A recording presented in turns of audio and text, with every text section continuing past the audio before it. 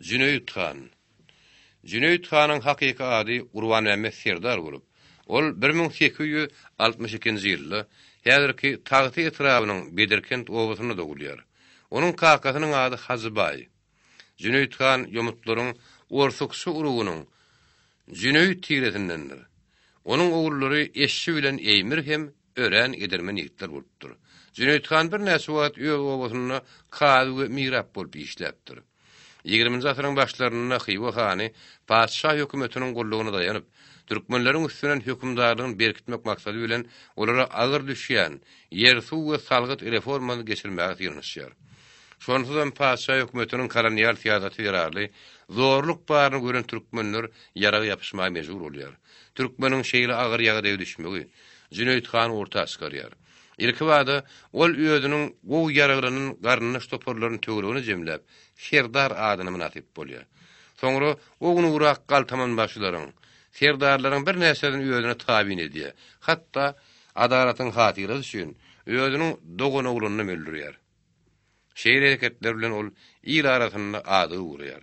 Öýüt tiretiniň ady bilen baglanşykly ony Cüneyt Han diýip atlandyryp başlaýarlar.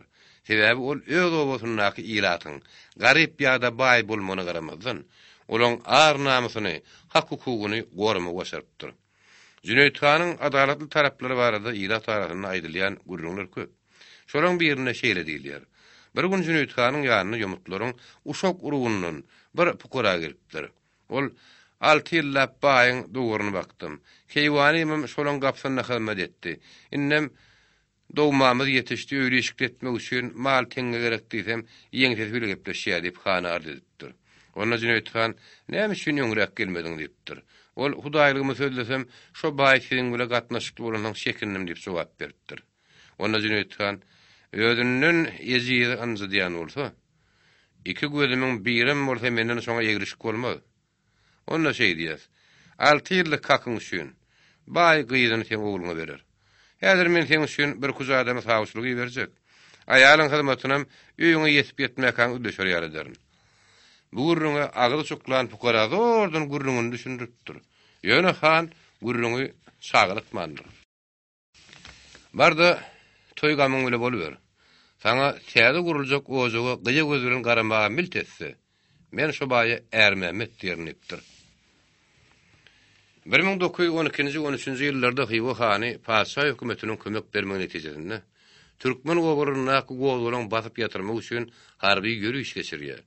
Cüneyt Han bolsa türkmenler töweregini jemläp olary garşylyk görkezýär. Indi Cüneyt Han diňe türkmenler däliýsem Xiwa hökümetiniň alyp barýan siýasatynyň nägili bolan özbekler, garagalpaklar, gadaklar hem aktiw bollapdyrlar. Ol halkyň bekbidini hiç bir dada çalyşmandyr. 1913-nji ýylda türkmenleriň ýaraglanan topary 15 000 ýetipdir. Türkistanyň padşah Russiýadan gazyp çykarmakda Cüneyt Hanyň uly daýanyş boljakdygyna käbir daşary hökümetlerim oňa düşündirler. Şoňa görä 1914-nji ýylyň başlap Cüneyt Hanyň ähli alyp baran işlerini ilki German türk, soňra bolsa ingliz türk razvedka gollaw berýär. 1916-njy ýylda Xiwa hanyň gidenetdirigi padşah Russiýasynyň kolonial hökümi diňe türkmenleriň däliýsem özbekleriň, garagalpaklaryň we beýlik halklaryň hem hali degnasyny degýär. Xiwa hany ýerli halkyň namusyna degip, hatda ýetişen gyýyzlar zorluk bilen alyp öz köşküni getirmäge sen baryp ýetdi.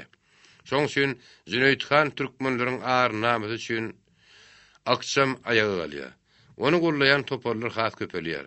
Täbi ol her meseleni akylly we adalatly çözmek başarypdyr. Cüneyt Han gerek ýerine näçe gadaply bolanda bolsa, aslam dininiň we şeriatyň düzgünini dogry hem berk göredipdir. Bu meselede ol hany şan bilen bilerekde hereket edip, Xiwa hanlygyny başarda bütün Türkistany Rus basabarjylaryndan azat etmäge ýerleşýär. Ýöne bu meselede Xiwa hany isfendiýar belli bir derejede pähkil berýärdi.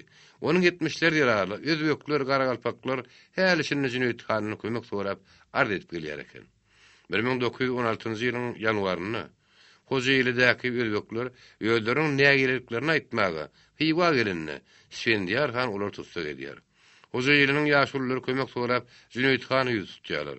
Olam 3000 atly nöker bilen Xiwa galasynyň sebitine gelip Tutsuk edilenler bir gece gündüzün dugamyny boşadylmasa, paýtagta girip ägirsin derwdagyny çekdigini İsfendiyar hana duýdurýar. Gepleşik netije bermän soň, Cüneyt Han diýenine medýär. İsfendiyar hany bolsa tagtdan düşürýär. Emma paşa administrasiýasynyň bir işe goşulmagy bilen ol ýene-de öz tagtyna geçirilýär.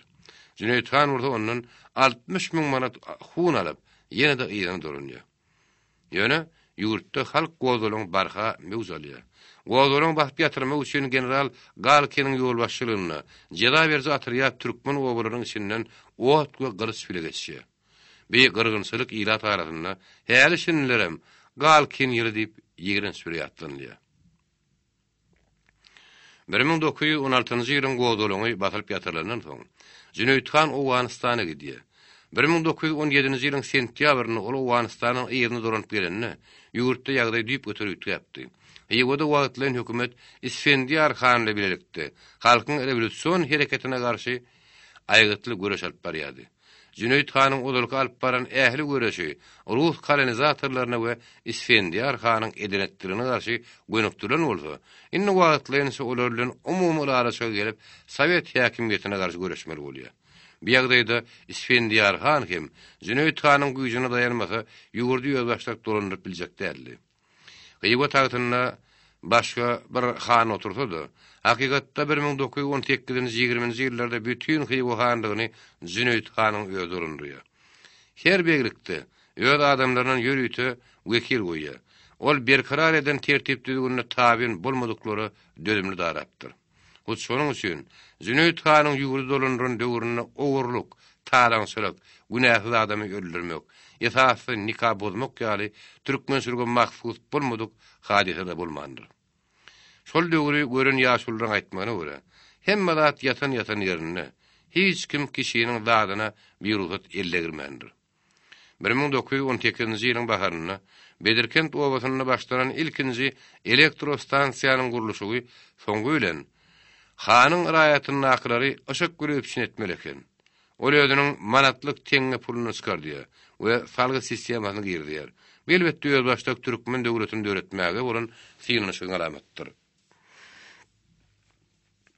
Hywa Han İsfendiyar edenetdiligi ýudurup halkyň nägilerini gazanýar. We Cüneyt Hanyň geçirýän şäherlerini piýatgerçilik döretmäge ýerleşýär. Şonuň üçin 1918-nji ýylyň 30 oktýabryna o Cüneyt Hanyň görkezmesi boýunça özüniň Nurullabay köşkünde öldürilýär. Onuň ýerine İsfendiýaryň kişi dogany Seyit Abdulla Töräni taýt çykarýar. Emma ähli häkimiýet Cüneyt Hanyň eline zemlenýär. Ol Angliýa, Türkiýe, Owganystan, Eýran, Buhara we Türkistanyň ähli künjekleriniň aragatnaş taklaýar. 1918-nji ýylyň 25-nji noýabryna Cüneyt Hanyň 4 gülle Sowet häkimiýetini agdarmak üçin eden hüjümi şowdy torýar. Ol 1919-njy ýylyň 9 aprelinde Tağty etrawyna Sowet häkimiýeti bilen paraçylykly ýaşaşmak baradaky ralaşa gol çekýär. Gol çekişligiň ýa-ni amatly burdatdan peýdalanyp Zakaspi frontunyň ştaby front üçin 760 nökeri bermegini Cüneyt Hanyň haýyş edýär.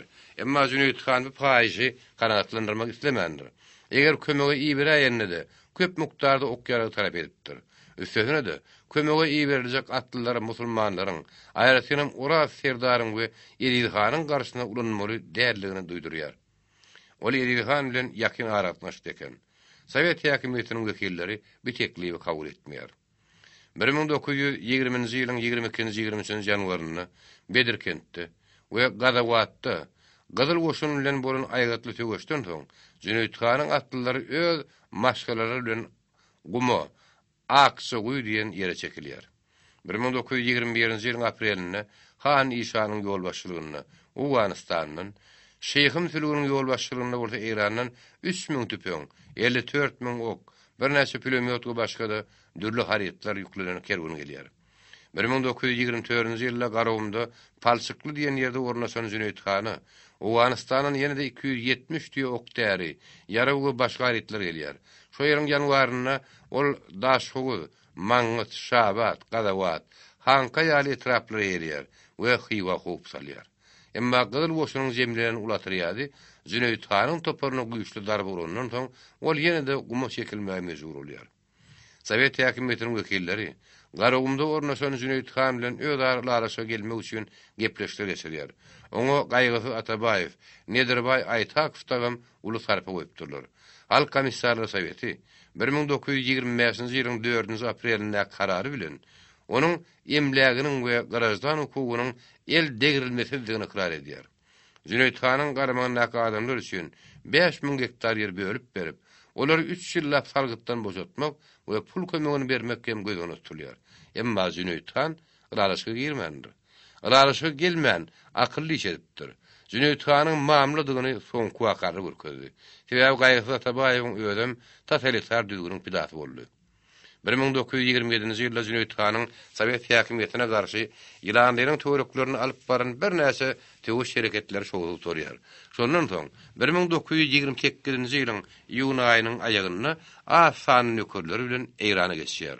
Soňra 1929-njy ýylda Owganystana göçüp, Herat welaýatynyň gowlaryny türkmenleriň arasynda mekan tutýar. We 1938-nji ýylda şo ýerde ardan çykýar. Eşeğiniň iki oğlu Älim Serdar bilen Söýür Herat şäherinde ýaşaýar. Eşeğiniň oğlu Taýşa soň Eýrana göçüpdir we şo ýerde aradan çykypdyr. Taýşanyň 4 oğlu häzir Eýranda ýaşaýar.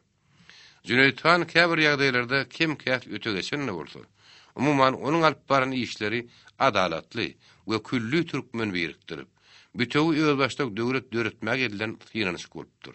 Ol daşary ýurtlarda bolanydy, öz ýany bilen gidenleri hordar etmändir, türkmen adyny belin tutupdyr.